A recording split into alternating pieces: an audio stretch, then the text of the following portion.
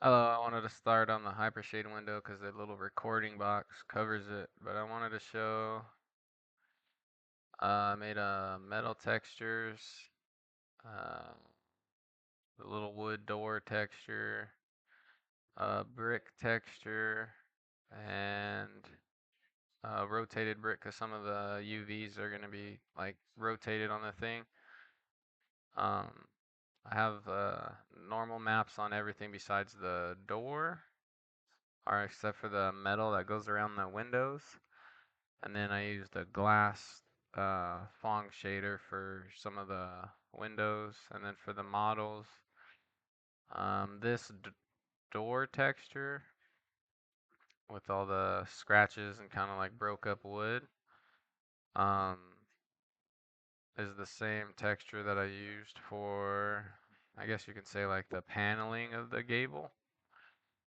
And then for the borders of the walls, I used this like scratchy, and I put a moss on it from Substance Painter.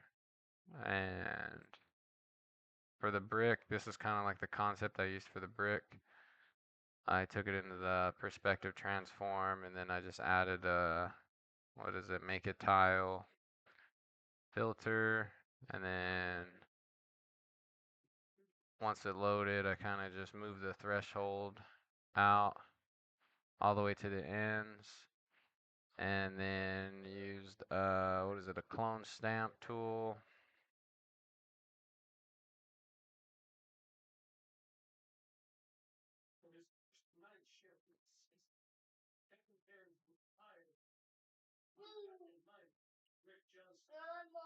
Where is it?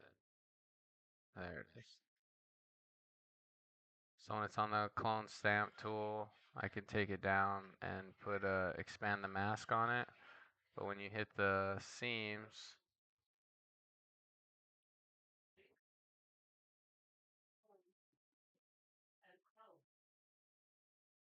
then you expand the mask, kind of makes it a little wider, and you can fade it, fade the blending on it, and it kind of gives you this effect that everything kind of disappears. And that's how I was able to do the brick. And then from Substance Painter, I took the normal maps, trying to give it like the bumpy texture feel. For there's like a little lip that goes that goes underneath the brick on, let me see if I can highlight it. That goes under the brick for like these ones. And then I used like a rough concrete, and then for underneath of it, I used like a broke up concrete. There was a filter on there it was the same concrete, but this one has like a filter for etching on it. Gave it little panels and everything like that. And then for the backs, they're just the broke up concrete. Um, I did the A-frame wall, the H-frame wall, the, what is this? I guess this is the circle door wall. I gave one of these pillars are going to be when the buildings snap together, instead of it having like a big gap in the side, this pillar is going to be able to fill in the spaces. What is it? These right here are actually like floating because they're going to be like the subfloor that'll go underneath the walls. For here, I have the circular window that can go in the round door. I did kind of like a old school cracky, uh, like ancient, like old wood, I guess, not ancient wood, but just old wood. That looks like it's about ready to fall apart for the lanterns.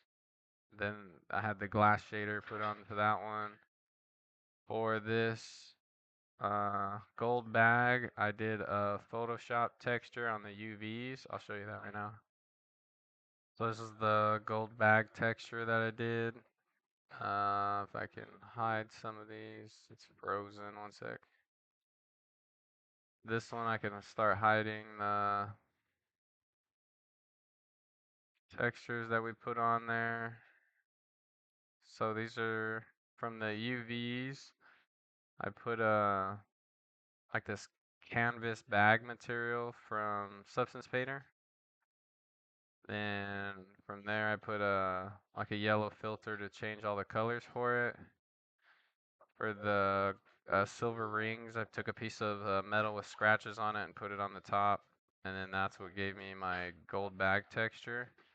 For the, excuse me, for the ropes, I took, it was like a straight piece of rope. As you can see right here, it's a straight piece of rope that has like the clone stamp tool with the hard edge to try to give me the effect of a bendy rope because my UVs didn't like make a box. They kind of wrapped like in a circle. I still got to work on how to figure out to make things that are circle go straight, I guess.